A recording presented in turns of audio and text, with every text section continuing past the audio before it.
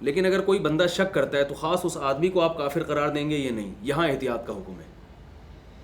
بلکہ ہمیں شریعت نے حکم دیا ہے کہ موسیٰ علیہ السلام کے اس واقعے سے بھی پتہ چلتا ہے کہ بنی اسرائیل موسیٰ علیہ السلام سے مطالبہ کر رہی ہے، وہ قوم کہ ہم جب تک دیکھیں گے نہیں اللہ کو یقین نہیں کریں گے، تو الفاظ تو یہ کفریاں ہیں، لیکن متعین طور پر اس وقت کسی کو کافر نہیں قرار دیا، کیونکہ اس کے دونوں مطلب نکل سکتے ہیں۔ ایک مطلب تو یہ نکلتا ہے ہم آپ کو نبی نہیں مانتے، جو بظاہر سمجھ میں آ رہا ہے کہ نبی کی تو ہر بات مانی جاتی ہے، ہمیں آپ کی بات پر اطمینان نہیں، لہٰذا گویا آپ نبی نہیں ہیں۔ یہ مطلب اگر ہم نکالتے ہیں تو کافر تھے، لیکن ہمیں انہیں آیات سے سبق ملتا ہے کہ یہ مطلب نہیں لیا گیا،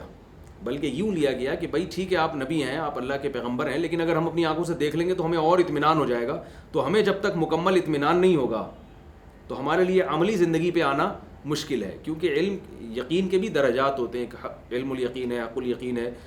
اور ایک یعنی آپ کسی سے سن کے کسی بات کا یقین کرتے ہیں اس وقت آپ کی کیفیات کچھ اور ہوتی ہیں، دیکھ کے جب کسی بات کا یقین کرتے ہیں تو اس وقت آپ کی کیفیات کچھ اور ہوتی ہیں۔ تو بنی اسرائیل کو کافر نہیں قرار دیا ان مطالبات کی وجہ سے، اللہ کا نافرمان قرار دیا، کیونکہ ان کی بات کے دو مطلب ہو سکتے تھے۔ ایک مطلب یہ ہو سکتا تھا کہ ہم آپ کو نبی نہیں مانتے، اور ایک مطلب یہ ہو سکتا تھا ہم آپ کو نبی مانتے ہیں، آپ اللہ کے نبی، ہم نے آپ کے معجزے دیکھیں، لیکن ہمیں جب اطمینان ہوگا تو پھر ہمارے لیے عمل آسان ہوگا، تو ہم عملی زندگی پہ نہیں آئیں گے جب تک ہم پورا اطمینان نہ کر لیں۔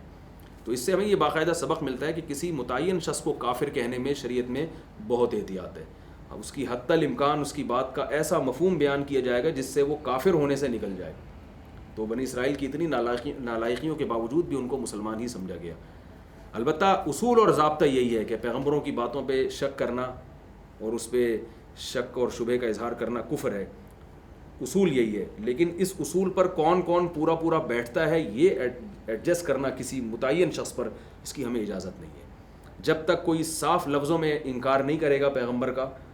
یا ایسا کام نہیں کرے گا، کسی بدیہی عقیدے کا انکار نہیں کرے گا بالکل واضح دو ٹوک لفظوں میں جس کا کوئی صحیح مطلب لینا ممکن ہی نہ ہو، اس وقت ہم اس کو کافر کہہ سکتے ہیں، اس سے پہلے ہم کافر نہیں کہہ سکتے۔